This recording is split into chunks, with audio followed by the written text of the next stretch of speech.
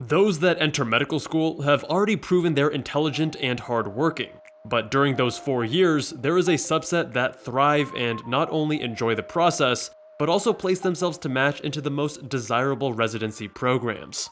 These are the strategies of those highly successful medical students. Dr. Jubal, MedSchoolInsiders.com. Thriving in medical school isn't about foregoing any semblance of a life and having a committed relationship with your textbooks. Rather, it's about focusing on these 5 key elements. The medical students who can manage the immense volume of information aren't smarter than those who cannot. Rather, they rely on evidence-based learning principles rather than the antiquated and more comfortable passive strategies that we've all come to know and love. I thought I knew how to study in college. I had strong grades and I did well on my MCAT, so surely I could handle medical school without issue. I was wrong, and the first 2 months were a wake-up call. It wasn't until I revamped my study strategies that I was able to live a more balanced life, rather than spending Friday nights at the medical school buried in books. Some students are overly focused on their VARK learning style, meaning visual, auditory, reading, and kinesthetic. It turns out that using your VARK learning style to guide your medical school studying will hold you back. Although it may feel more comfortable to you, the scientific literature suggests that studying to your VARK preference is not correlated to better academic performance, even though it may feel more comfortable. Instead, relying on active learning principles is a reliable way for everyone to improve their test performance. The 2 main ones to focus on are 1. Spaced repetition with active recall, and 2. Practice questions. There are 5 other strategies that I've elaborated on in my evidence-based study strategy video. I can tell you from personal experience that active learning initially feels quite uncomfortable. You'll probably be tempted to regress to passive methods that are much more comfortable and less challenging. The reason active methods are initially uncomfortable is because they're working. They're causing your brain to have to process on a deeper level and with greater intensity. It's just like lifting weights in the gym. If it was too easy, you wouldn't be stimulating any meaningful progress. This may at first feel unpleasant, but with time you'll adapt and it will become your new baseline. Burnout amongst medical students and resident physicians is a systemic problem requiring reform.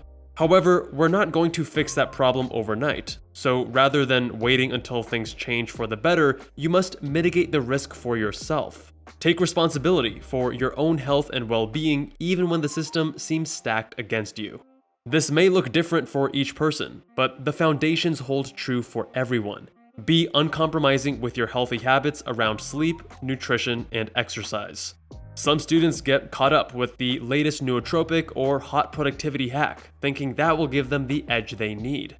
The truth is that none of these will yield anywhere close to as strong of returns as focusing on these foundations of sleep, nutrition, and exercise. And I'm not just talking about a 2x improvement by focusing on getting better sleep compared to gulping down coffee. There will be an order of magnitude improvement by focusing on the fundamentals. In medical school, I had an extremely clean diet, which definitely did its part in helping me endure higher intensity.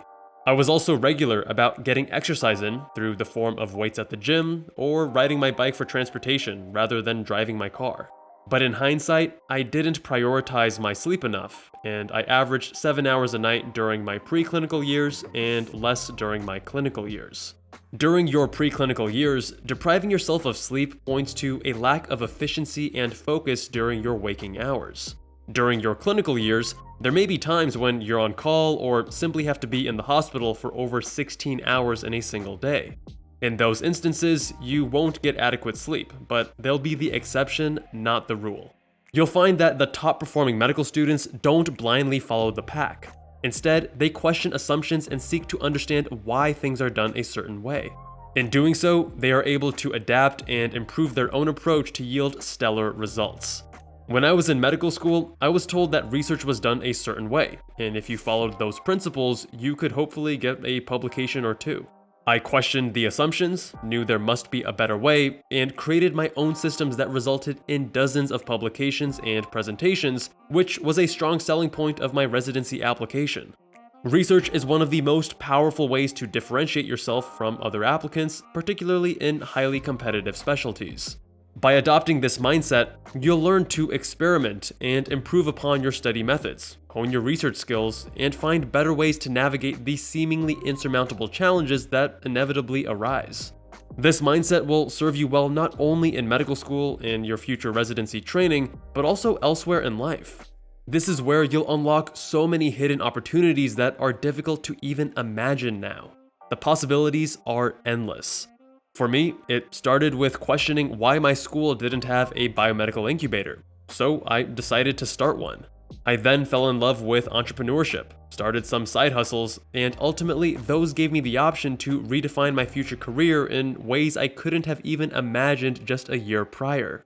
For you, it could be something totally different. Perhaps you invent a medical technology to help those with limited resources in developing countries. Or maybe discover you enjoy hospital administration and want to improve healthcare in meaningful ways for both physicians and patients. Or something else entirely different. It's completely up to you. If you haven't experienced it yet, you'll realize learning in medical school is far different from college because of one key factor: volume. The volume of content and the pace with which you need to go through it is immense in medical school. The actual subject matter isn't necessarily as conceptually challenging as some college majors, but you'll be pushed to your limits in learning a great quantity of information in a short period of time. Medical students who focus on efficiency are the ones who don't drown in the content or fall behind. This pursuit of efficiency translates to better use of downtime and breaks. For example, using breaks to get through chores or tasks you'd otherwise have to do anyway, like cooking or handling errands, which gives you a mental break from studying while still taking care of necessary things. This focus on efficiency also means knowing when is the best time to apply yourself. For example, if you experience an afternoon slump, you'll learn to study before or after that time to maximize the value of each minute you spend studying. This isn't to say you need to push yourself constantly to the limit. That's a recipe for burnout and suboptimal performance long term. Optimal performance occurs from brief, high-exertion bursts followed by high-quality rest and recovery. This occurs not only in physical performance and sports, but mental performance as well. Remember, go all in on work or relaxation, but never both at the same time. The last principle of the successful medical student is that they understand the importance of investing in themselves. I didn't come from a privileged background, but even still, my family always highlighted the importance of investing in my own education. We could be frugal with clothes, travel, food, tech, and just about anything else. But anytime I needed a book or resource, I was reminded that my education is a priority not to be taken lightly.